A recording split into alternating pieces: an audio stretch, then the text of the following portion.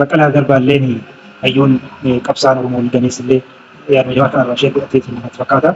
Isuma sappoortii godheetii barreessee mootummaan kun wal waraansa naannolee Oromiyaa fi Amaaraa keessa jiranitti xumura godhuu yoo barbaade sabboontota siyaasaa jalqabumaa biyyattii lolatti seensisan sababoota siyaasaa jalqabumaa biyyattii lolatti seensisan iddaan furuun dirqama akka ta'e amanee fudhachuu qaba. Kanaan ala karaan qaxxaamuraa Itoophiyaa nagaa waaraatti geessu hin jiru jechuun yaaduma jabaa kana irraa fudhatee poostii godhe. Namichi Oromiyaa Taayims irratti barreessu kun eenyu akka ta'e hin beeknu. Yoo Haayiluu Addunyaa ta'e hin beeku. Garuu inni kun amma illee irra deddeebi'ee beekaa qofa fuuldura kun akkama maxxansee qeeqaa dhiyeessee natti fakkaata. Jawaar irratti duula baniira. Duulichi garuu fakkeessa malee akka gatii qabu uummata biratti hin beeka. Kana jedhee akka Oromaan kana gadi kana barreessee maxxansa isaa keessatti kaa'eera.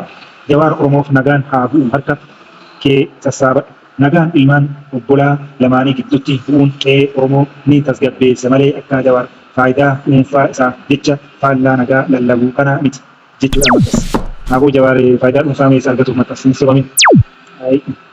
Ammoo Jawaar ammoo nagaa balleessuuf isa balleessa. Keessatti harka bishaan dhugaasee wanni akkanatti gubatanii maqaa garaagaraa maqaa ofiitiin illee kan gabbanii barreessan akka Jawaar kan Jawaar maqaa ofiitiin uftee gabbee maxxansa. Ammoo dhokateet Oromiyaa Taayims jedhee waan ofii barbaade asirratti dhobbaa jiran fakkaata. Waan isaan fiilmii isaan hojjetan tokko bishaan dhugeen gara bishaan isin harkaa obaasa. Wanni isin hojjettan muluun bishaan isin harkaa dhugu. Akka Jawaar jiru isinuu beektani karaa saniifuu muddamtanii yeroo kaan hiitanii bireessa. Isa akkanatti naannessuurra waliigala waliin maladha Jawaar Mohammad. Waliin ta'a akka obbolaa akka obboleessa. Durayyuu karaa hanquuqa isin fide isaa fi qeerroo garabbiitii sababa kanii hanquuqa isin fide garabbiitii sababa kan ta'e Jawaarii fi qeerroo Jawaar walii hiriiran qabsaa'ota gameeyyii garaagaraa kan kun itti amina Baqqalaa Garbaa fa'a kun illee bakkee garaagaraa akka uummataatiin kana kanatu hanquuqa isin fide malee waan fi keessanii dandeettii fi malaan wayyaanee yaadattanii hanquuqa waxxansiitanii mara keessan kafii jaallatanii dhibbaan seenaa iyya qeerroo irra taa'atan. Teessoo lifaatii kompiitara Jawaar Mohammadiitiin lammaa maqaa isaa inni kenna amaana san nyaatanii amaanaa isaan as sassaabattanii dhagaa jijjiirtanii gubbaa taa'atan. Sun ammoo dhakaayyoo miti kan akka biyyatti afuuffaa dhugaa irraa yookaan beeksisa irraa hojjetame taa'atan. Sun qilleensi sun keessaa baanaan Jawaar isin harka fanaddaasa waan ta'e isin harka dhuusa waan ta'e kuftanii daaraa taatu irraa jechuudha. Kanaaf qeequmsa irratti barbaachistanii ichaan sun akka isaatiin maal jedhee barreesse uummanni Oromoo dirreetti ba'uun qotiyyoo camadee waanjoo baatee xiqqaa hanga guddaatti osoo hin hafne ba'ee qe'ee isaatti nagaan akka bu'uuf kadhachaa turee jira. Maarri Jawaar kana hin kadhanne jedhee kana hin goone jedhe uummanni akka nagaa barbaadu beekama. Amma iyyuu Jawaar kan jedhe yaadni isaa waraanni haala kanaan nageenyi haala kanaan hin bu'u murna tokko nama tokko tiimii muraasa ajajaa waraanaa tokko keessaa fudhattanii isa waliin araara taasisuun waraana nagaa waaraan fidu nagaa ittitaan fidu jedha malee nageenyi hin barbaachisu uummanni Oromoo bakka hin jedhu. Hadhaa miti uummanni Oromoo rakkatuu isaa akkaan qo'a qabuuf tabeekaa tureenya akka hidhaabanii yeroo taasisuraa waliin haasa'e inni achirra haasaa ture jara seenii ilaala haasa'u gaafanni simannaa taasisuraa ala godhee fi ummataaf ibsanni biraa san jala seenii ilaala. Kanaaf hin shawwatamin waan uummanni beekuun isa xureessuudhaaf isa busheessuuf hin yaasin of keessaa. Akka inni dhukkeessin irraa kaasaa waan beekaatu akkana taata anaa gala. Kanaaf amma itti fufeemaa jedhee waamicha nageenya uummanni Oromoo taasisee fudhachuun waan bilisummaa Oromoo zoonii giddu galaa guyyaa kaleessaa waliigaltee nagaa mootummaa wajjin golee jira. Waliigalteen kun immoo qe'ee Oromootti gammachuu uumuun abdii fi dheebuu uummanni nagaaf qabu gammachuu haa ta'u malee Jawaar qe'ee Oromootti nagaan bu'uun kun waan liqimfameef hin fakkaatu. Innis jeequmsaan daldaluu waan bareef qe'ee Oromootti nagaan akka bu'u hin barbaadu. Oromoof nagaan akka ta'uuf Jawaar akka kee sassaabadhu siin jenna. Fedhii fi dantaa dhuunfaa kee dursitee jeequmsa babal'isuu irraa Oromoon nagaa akka argatuuf hojjedhuun dhaamsa keenya jechuudhaan irratti barreessee jira. Bakka barreessee peejii Oromiyaa Taayims jedhu jechuudha. Mee yaada tokko ammoo gidduudha akka isin kennu namichi tokko aktiivistii paartii badhaadhinaa natti fakkaata. Yookiin dabballee natti fakkaata. Waggaa wayii ta'uu danda'a. Oromiyaa Taayims jedha malee inni hooggansa nama jirtu danda'a maal jedhaa. Qeequmsa gara Jawaaritti deebi'an jechuudha jechaan uumarraa biraan jiru yaada inni barreessee sana irra dhaabatee isa faana inni waan biraan eeguu daqiiqa wal fakkaatu irratti garaagarummaa gara daqiiqaa murtaa'ee takkaan wal fakkaata jechuu dandeenya. Daqiiqaa digdamii daqiiqaa digdamii sadii wal faana akkuma Jawaar maxxansee dubbisee tumallee jiraatti fakkaatu yaadni isaa dubbisee jiru Oromiyaa Taayims kun haala kana fakkaatu Jawaariin qeeqee jira. Afaaniin nagaa faarsaa Oromiyaa nagaa tasgabbii kan dhorkee ture Jawaar. Araarri maaliif bu'aa? Qe'een Oromoo maaliif nagaa arga jechuun ifatti farra nagaa uummata Oromoo ta'uu isaa Jawaar ibsaa jira. Yaa saba daandiin nagaa hin tuffatamu. Jawaar gidiraan uummata Oromoo akka dheeratu barbaada. Sababiin isaas achi keessa waan buufatu qaba waan ta'eef nuti daandii nagaa xiqqoodha jennee hin tuffannu. Daandii jaalsanyiin eegalame marroo gammachuu abbooyyee fi qaamota bosona jiran hundi ni hordofu. Hawwii keessan kaa'in hordofuun ati garuu kasaaraa guddaa keessatti hafta. Uummata si jaallatuuf waraana hawwuun kee diinummaa jechaan hin ibsamne. Yaa jaakaas hin galumas amma dachaa kan kaaqee ibsatu. Mee amma hin hordofa jettanii jaalmarroo fi gammachuu abbooyyee maaliin akka inni jaalsanyii hordofu irraa beektame hawwii duwwaa softanii. Mee jawar maal balleessa? Namni tokkochi yookaan murni muraasni tiimiin muraasni galu nagaa Oromiyaa galmaan hin ga'u fiixan baasu. Kabaasu ammoo yaada isaa dubbistee hin dubbisne waan ta'eef hayyuu jedhaa waan fudhatan isin qeequmsaaf hiddan. Bu'aan guu qabaatuun akka nama godhata alan. Wanni isin akkana qeequmsa jala fiidaniif ani jawaariifis falmuuf osoo hin taane isaa bukaatoo ta'u osoo hin taane siifis bukaatoo isaafis bukaatoo ta'u osoo hin taane dhugaa jirtu. Mee wanni jedhan inni mee murni muraasni kun aangoo murni muraasni yookiin gareen jaalsanyii nagaasaa jala jiru tiimiin nama dhibba haa ta'u nama kuma haa ta'u hani galchuun bichaan nagaa Oromiyaa guutuun fida nagaa guutuun fidus hin jedhu. Atamoo yaa daandiin jaalsanyii eegalame marroo gammachuu abbooyyee fi qaamota bosona jiran hundaanii hordofu. Meeti yoo hordofuun hawwita. Inni bar akka kanatti hin ta'u amma jara lamaanuu dhiiggeessa walii galan. Ta'an marga kennatee galee warri bosona jumaa jaa dhugantee galtee jaan malee akka xiqqi seena malee nu fayyaddee gaarii yaaddee qabsoo kennaa gaarii yaaddee galtee jedhani. Amma ibsa baasu jedhanii argitu ammaan tanaayyuu baasee baay'ee rafa. Inni argina malee kanaaf yaadni jawaarii yaada bilchaata yaada uummataa yaadaa ture. Wanni hedduu kan isin himaa ture irraan bartani. Innis ni viidiyoon kiliippii garaagaraatiin gadhiisaa ture. Yaadonni inni miidiyaa garaagaraa irratti kennaa ture. Interviiyuu garaagaraa irratti afgaafii ni taasisaa ture. Hedduu hin jiru jala seentee laatu. Wanni ni gaafsan jaasu. Akka biyyatanii irra gahee argaa jirtu waraanni bakkee maraa kan argaa jirtu maal godhuuf qeequmsaaf fi kanaafillee diktaatorummaadhaan biyyan bulchan eegaa humna man qabu osoo diktaatorummaan garaa garii nama ugurii nama aangoo nama bubbulchuu nama tursiisu abadii haa ta'u taate abadii miti waggaa 50 kan nama tursiisu taate biyyaanee dhiibbelleef waggaa 50 kan uffattee walakkaa waggaa 25 xiqqoo wal tartee 27 irraa unguu jettee akka dibeettu san kanaaf akkuma takkaaf dheereffachuu yoo taatan malee humnaan aangoon dheeratu aangoon akkasiillee kisaaraa gamalachiiti uummata keenyaaf saba keenyaaf kanaaf jawaan akka uummanni keenya miidhame nagaa Oromiyaan guutuu akka argamu isinitti himaa malee koomentii akka isin hinnaa malee akka tiettu san nageenya Oromiyaan barbaachisu yaadu. Viidiyoo inni gaafa akka hidhaa keessanii ba'ee daasooraa biyyoota alaa keessa Awurooppaa fi Ameerikaa taasisee jala isin jaal viidiyoo yeroo sana maal jaatu katakkaa tanaasutu inni gaafa isin waraana labsanii waraana kaabaa fi waraana Oromiyaa keessa labsanii namni xiqqaa guddaa gaafa weellisaa dashqaaqii nama baay'ee tokko fa inni nagaa maleennaa itti duulanii ajjeesuuf kaan finfinnee keessa baqatee harkaa baafatee gala. Gaafa sana inni gaafa akkasii miidhaan namni martee tirriif lolaaf tirrii dhiitaa ture sanayyuu lolli barbaachisu jaatu kan yaadatan taate yeroo akka so'aa sanayyuu. Gisee inni waraana kan Oromiyaallee waraana bilisummaa Oromoo osoo jirullee haala ho'aa irra jiru deeggarsa ho'aa qabu yeroo humna ho'aa qabuttu hin barbaachisu jedhaa ture nagaa waamaa ture warra uummata keenya daasooraa lolli itti fufuu qabaa waraana nu baasaa jedhaa ture iyyuu waraana nu baasu marii nu baasaa marii haqaatu barbaachisa jedhaa ture kanaaf jawaar yaada bilchaataa fi yaada barsiisaa faayidaa fi qabu dhiyeesse malee akka jettu san nagaa Oromiyaa fi diina uummata Oromoo ta'e dhiyeesse kanaaf dogongortee Fabreesiyya sirreeffachaa jettee maxxansin jedhaa kana fakkaata yaadni mormii asirraa muka jaalitti ce'e.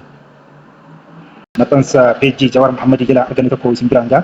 Jawaar Muhammadtiin xala bal'aa gadhiisee jira waa'ee araaraa walii mallatteessuu zoonii ajajaa waraanaa zoonii giddugala kan ta'e jaalsanyii nagaasaa fi akkasuma pirezidaantii mootummaa naannoo Oromiyaa Shimallis Abdiisaa wajjin mallatteessan irratti yaada bal'aa kennee jira. Kana irratti mee waan inni maxxanse kana haga takkaa jidduu yaada keessa isinii qooda bal'inaan isin biraan goota ubsaan nafaanaa tura warri gara ardii miidiyaa neetwoorkii dhuftan ammoo sabiskiraayib laayik share godhaa akkasumas yaada keessan koomentii jalatti nuuf kennaa na wajjin tura. Amma caamsaa 2024tti ajaja waraana bilisummaa Oromoo zoonii giddu galeessaa kan ture jaalsanyii nagaasaa mootummaa waliin ifatti walii galuun kaleessa gabaafameera.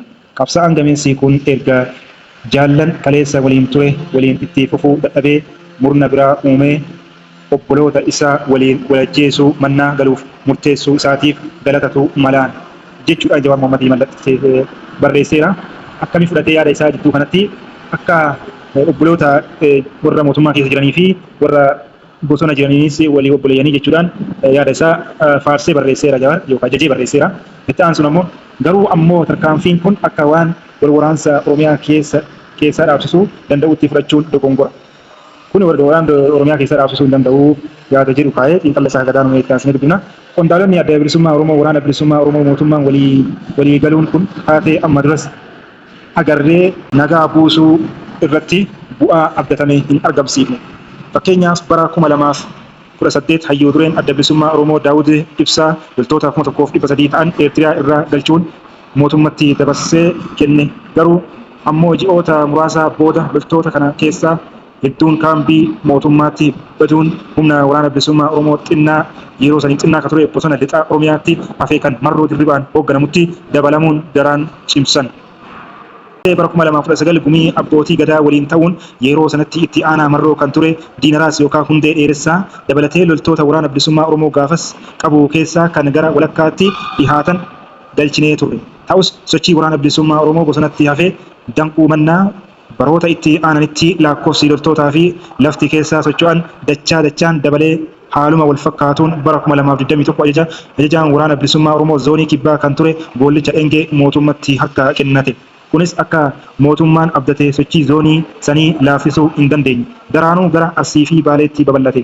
Waliigaltee fi harka kennachuun kunniin sochii riphee loltoota laaffisuu maaf dadhabila jechuudhaan gaafiidha Jawaar Mohaammed kaa'eera.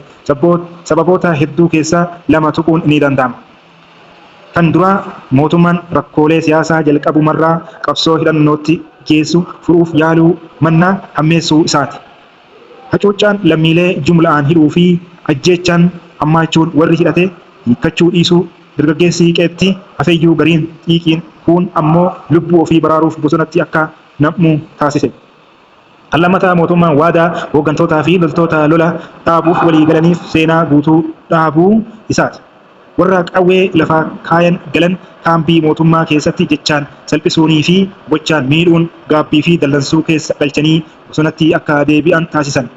Kanneen kaambitti hafan ammoo leecalloo yookaan qabeenya jireenya nageenyatti deebisuuf barbaachisu ramaduu dhabuun akka duwwaa facaasan. Ajajoonni olaanoon miidhaa kana caalaaf saaxilaman.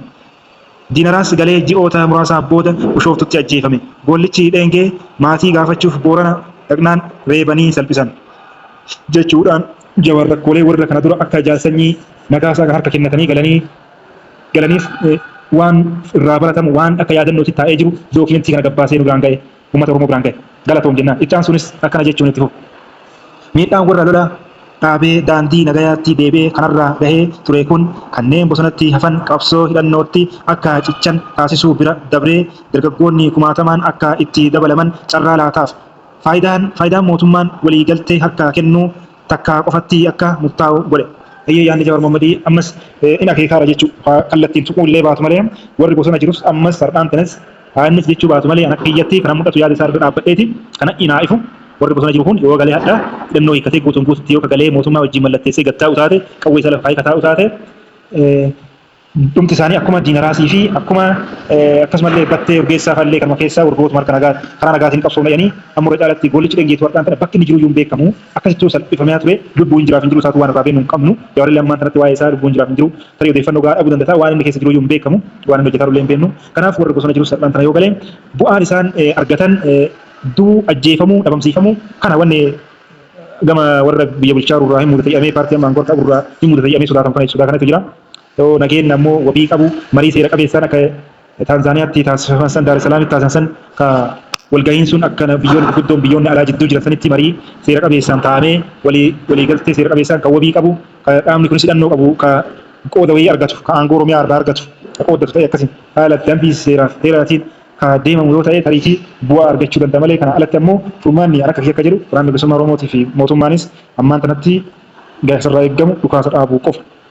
Karraa eegamu kan uummata fayyadu ajjechaa fi dhumaatii waa tokko waafuu dandeettan dhaggeeffattoonni hordoftoonni keenya warri miidiyaa kana jala jirtan har'aan tanatti kanaafuu uummanni keenya waraanaan dhaabu warri bosonaa hidhatee jiru kun hiikkatee nagaan hin galu fayyaddan uummanni akkana dhumatee ajjeefamaa haa ajjeefuu fayyaddan yoo ta'e aan akkas jechuu osoo hin taane gama kiyyaan ani kuni nagaa uummanni sun ammoo waraanni itti fufuu qabaa uummanni wal ajjeesuu qabaa uummanni dhumatuu qabaa qabeenya manca'uu qabaa jechuu osoo hin taane bakkuma jiran sanitti dhukaasni yeroodhaaf waliigaltee dhukaasa dhaabu mallattaa'ee haa dhukaasa dhaabatu yeroodhaaf dhukaasa dhaabatu qabaa san booda adeemsa itti aanutti caama malee akkumaan osoo tarkaanfii takka hin tarkaanfatin qaxxiyaanii garuu osoo hin taane jalqaba irratti dhukaasni dhaabatu qabaa waan jedhu irratti yaanni gama kiyyaanii isiniif qoodu umra irratti ammoo yaada kan biraa qabus yoo ta'e isinii dabalataa amma mee yaaduma Jawaar Mohammed hayyuun siyaasaa Jawaar Mohammed barreesse kanatti mee haa deebinu taansee miidhaan warra lola dhaabee daandii nagayaatti deebee kanarra gahee ture kun kanneen bosonatti hafan qabsoo hidhannootti akka cichan taasisuu bira dabree dogongoroonni kumaatamaan akka itti dabalaman carraa laateef faayidaan mootummaan waliigaltee harka kennuu qondaalota irraa argatus olola torbaan takkaa qofatti akka murtaa'u godhe. Taateewwan amma duraa kanneen irraa dhiifama taateewwan ammaan duraa kanneen irraa ka'uun waliigalteen kaleessaa kunis nagaa Oromiyaatiif kaleessa yoo jedhu yeroo inni barreessanii kaleessa ture qaama guyyaa darbee yoo jenne ta'a guyyaa san walii mallatteessa mootummaa naannoo Oromiyaatii fi gareen jaallessanyii nagaasaa taasisan baana. Kunis nagaa Oromiyaatiif bu'aa hammasii fida jedhanii hawwuun rakkisaadha. Mootummaan riphee loltoota jireenya nagaa filatan simachuun gaariidha. Lolaa fi fayyadamuunis waanuma eeggamuudha. Ammoo akka waan taateen akkasii wal waraansa deemaa jiru dhaabsisuu danda'utti yaaduun of sobuudha. Ajajaan yookiin murni tokko jaarmaya riphee lolaa tokkorraa fottoquun yeroo dirree lolaatti bu'aa hamma tokko qabaachuu mala. Garuu ammoo haala qabatamaa amma jiru kan humni mootummaa hedduu laafatee fi diinagdeen biyyaa laamsha'ee kanatti madaala waraanaa waliigalaa irratti dhiibbaan qabu murtaa'aadha. Jaarmaya riphee lolaa guutuu waliin mari'achuu mannaa ajajaa tokko murna xinnaa hawwachuu irratti fuulleeffachuun nagaya waaraa buusuuf qaa hedduu uuma. Garuu fuuldura utumaa fi riphee lolaa bosonatti hafee gidduutti marii araaraa gochuuf walamantaan akka hin jiraanne taasisa. Mariin Taanzaaniyaa fashaluu booda wanti ta'es kanuma. Jaarmayaan riphee lolaa iccituun murnoonni haaraan uumamuun jeequmsi daraan akka babal'atu taasisa. Mootummaa fi jaarmaya riphee lolaa tokko araarsuun ulfaataadha. Gaafa murni hedduu uumamee ejjannoon gaafiif fedhiinis akkasuma waan baay'atuuf haasaa araaraa daraan walxaxaa fi rakkisaa taasisa. Kanaafuu mootummaan kun wal waraansa naannolee Oromiyaa fi jiran irratti xumura godhuu yoo barbaade sababoota siyaasaa jalqabamuu biyyattii lolatti seensisan iddaan furuun dirqama akka ta'e amanee fudhachuu qaba. Kanaan ala karaa qaxxaamuraa Itoophiyaa nagayaa waaraatti geessuu hin jiraatu. Itoophiyaa nagaa ititaa dhaabbatatti geessuu hin jiraatu jechuudhaan hayyuun siyaasaa obbo Jawaar Mohammad xiinxallaan siyaasaa yaada bal'aa kana gadi baay'ee jira. Kanaaf yaada hayyoonni garaagaraa kennan kana durallee yaada Jawaar Mohammad fudhachuu hin dandeenye malee isaan yaadni inni kennaa ture yaada bilchaataa ture. Ammallee yaada bilchaataa kana warri siyaasaa pirezidaantii mootummaa Oromiyaa akkasumas muummichi ministeera Itoophiyaa yaada kanarraa fudhatanii gama hojiitti ni hiikan irraa ni baratan jedhee yaadan akka biyyatti. Warri bosona jiranis uf haa ilaalanii hinaaffaa fi waljibbaadhaan qoolii qaba osoo hin taane yaada hayyoon tokko namaa sheer godhe yaada hayyoon tokko namaa kenne fudhatanii irraa waa fayyadamuun qarummaadha qaruusummaa jedha akka biyyattan. Kanaaf yaadni obbo Jawaar Mohammadii nu biraan gahe har'aaf kana fakkaataan hanga qophii biraa walitti deemuuf xiinxalla tibbanaa qophii jedhu keessatti kakaa guyyaa darbee si biraan gahe aansee kana hojjedhe. Kanaaf viidiyoo kiyya laalaa yuutuubii irratti sabiskiraab godhaa akkasuma warri haarawaa dhuftan sabiskiraab godhaa. Warri maatii keenya taatanii turtan ammoo yaada qeeqa yookiin yaada eeggarsaa nu kenna laayikii sheerii godhaatii nu tumsaasiniin jenna. Abdii miidiyaa neetwork miidiyaa keessan fayyaa nu ta'a.